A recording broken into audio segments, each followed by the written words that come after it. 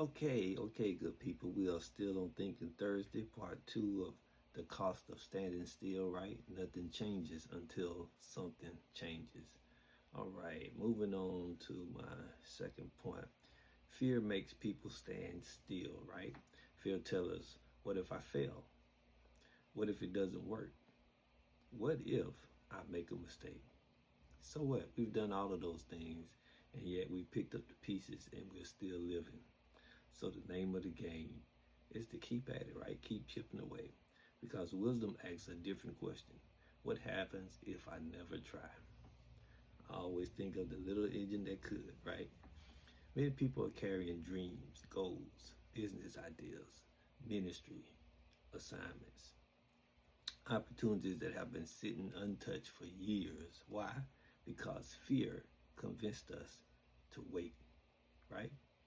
Yet growth usually begins when we take the first step. That's all it takes. Got to get started. Let me keep it moving. Next point. Small movement creates momentum. Small movement creates momentum.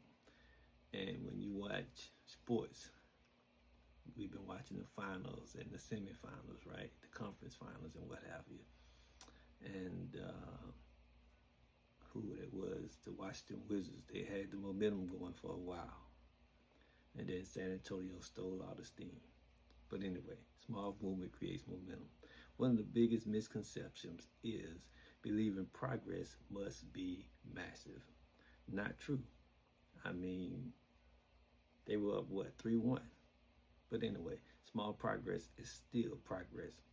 One prayer, one investment, one book, one budget, one simple workout, one difficult conversation, one step forward. These small decisions compound over time, right?